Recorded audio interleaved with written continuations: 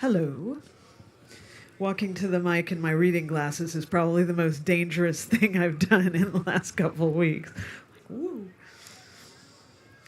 Going to water in more than one dialect. This grandmother fire speaks in copal smoke, in water vapor. The fog sees me here and along the canal, a handful of fire for company down the Mare Street stairs. And I'm a hinge, a complex connection between this curling breath of sage and this city of brick and water and gray stone. This city of collections. I sing smoke and memory with a borrowed voice from the flames, an inheritance, a prayer.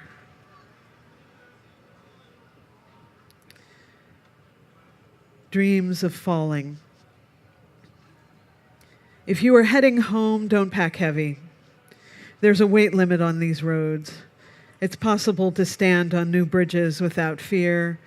The Neosho is still singing songs, if not the ones you learned here before. Then something like a thought in the same conversation. May's house is worse than gone, and there are things you couldn't bear to see that way. Some families are never from anywhere that keeps breathing for long.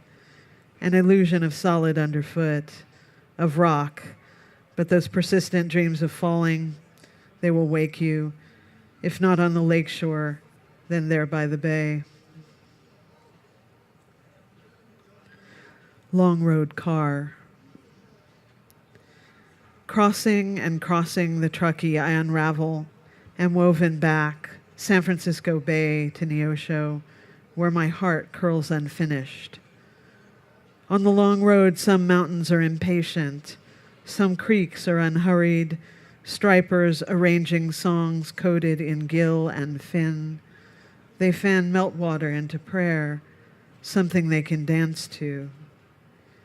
In the car, cheek pressed to glass, the Wasatch hum stories of great blue heron, mumble water to salt, count time by birds in my grandmother's voice.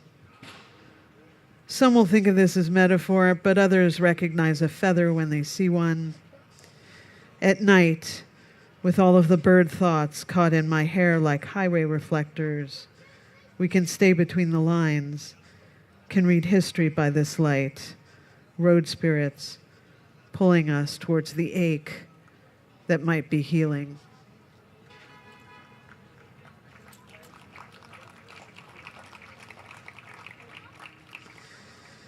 Not emergency. The weight and shape of bravery is a particularity of your own making. It's not the only challenge you'll face. Morning today wasn't as cold. Tests of your heart are constant. I have seen you wedging yourself into cracks between window and frame. I have seen you squarely on your feet, beak to muzzle with mythology you remember, conclusions reeling out in all directions, blue, light blue, and then it all goes unseeable. But this is a thing you've seen, caught here by your own childhood sweat dream. In this moment, you're too tired for fear. Eyes open. This is actually dangerous. An equation of meat and alcohol and anger. Your calm isn't helping, and you're not interested in the choreographies of submission, a physical language that too many women are forced to learn. Feet firm, you do not conform. Sad for the moment, you do not conform. Tomorrow can be anything else, but tonight is not yet an emergency. Quiet changes. A handful of rain, traveling water, impulsive, just enough silence at the core to build a life in, set flooring on, and maybe some math. Enough silence at the core, spatters green stone, changing it just enough. Quiet changes. cut free of complications, bones that can be broken, small bones in the arch and in the wrist, working from direct equations, but subject to whimsy. Enough silence. Doors open. Changes quiet.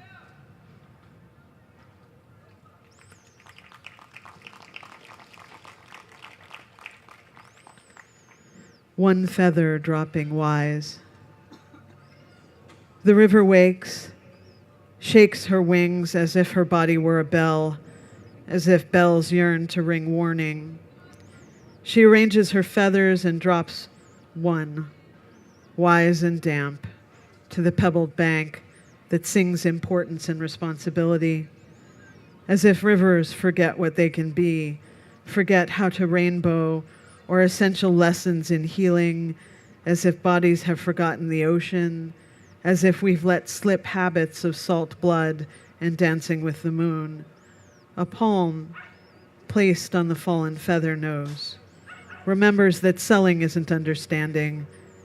Slip banks, shake the equation of wings, start the deep work of making well. Resonance. Thank you. Resonance.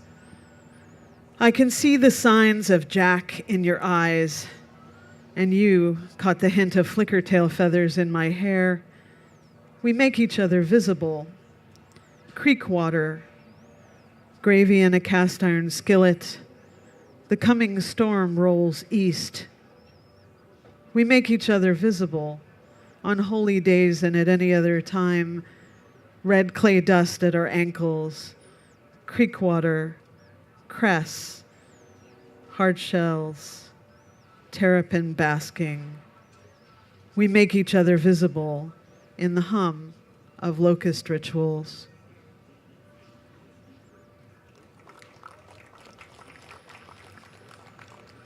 This one's called A Lesser Poet Writes About America for the Ages. Skin a treaty, stake it out flat for scraping, and it will barely cover the distance between disappointment in a country that made you a childish promise and our beloved dead arranged end to end from the Mystic River to our chalet. As the winter goes by, it will go white and stiff, an inconvenient reminder of things not finished, but it can be softened again with random words and languages that you don't speak. Thank you so much.